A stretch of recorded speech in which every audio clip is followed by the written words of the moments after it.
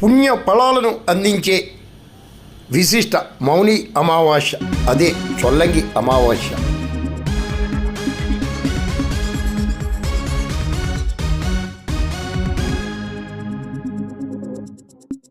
సాధు సత్పురుషులకు, యోగులకు, సాధకులకు పుణ్య ఫలాలను అందించే విశిష్ట పర్వదినమే మౌని అమావాస్య. పుష్య బహుళ అమావాస్యను మౌని అమావాస్య అంటారు. ఇది ఉత్తరాయణంతో ప్రారంభమైన తర్వాత వచ్చే మొట్టమొదటి అమావాస్య కావటం విశేషం. హిమాలయ క్షేత్రాల్లో ఎందరో మహాపురుషులు మౌనంగా తపము ఆచరించి విశిష్ట సిద్ధిని, మోక్షాన్ని పొందడంతో దీన్ని మౌని అమావాస్యగా భావిస్తున్నారు. మౌని అమావాస్య రోజున సముద్ర స్నానం ఆచరిస్తే పుణ్య ఫలాలు లభిస్తాయని వివరిస్తున్నాయి.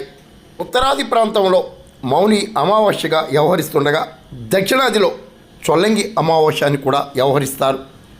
పితృదేవతలకు పిండ ప్రదానాలు, తర్పణాలు అందించడం ద్వారా ఎన్నో శుభ ఫలితాలను పొందవచ్చునని పండితులు వివరిస్తున్నారు. కాకినాడ సాగర తీరంలోని చొల్లంగి వద్ద ఈ చొల్లంగి అమావాస్యను నిర్వహించడం విశేషం.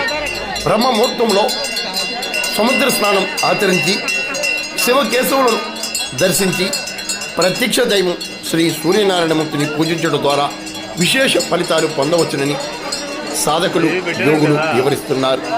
మరి మౌని అమావాస్య విశిష్టతను మీరు చూసారా? శివాలయాలను, కృష్ణాల దేవాలయాలను, సూర్య దేవాలయాలను సందర్శించండి. మరి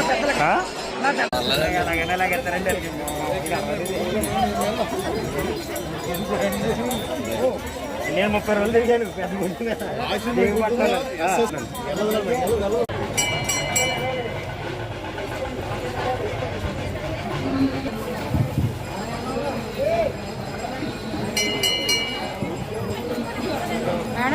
ముందు సెక్రటరీకి ఇచ్చాను.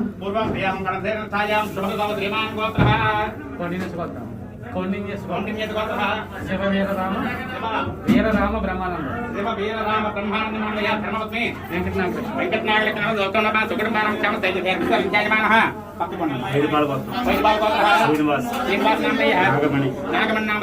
సాయి ప్రణవ్ మౌర్య, సత్య నాగవైష్ణవ.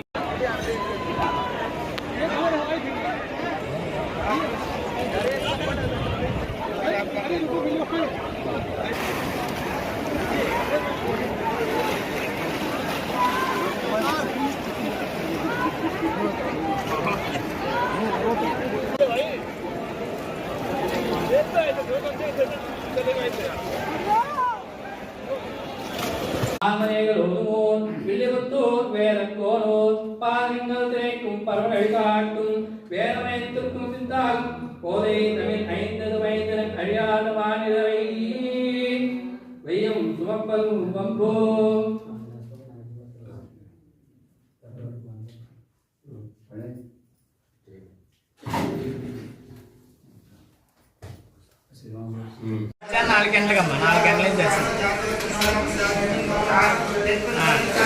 4 గంటల రాత్రి 10 గంటల వరకు ఉంటాం.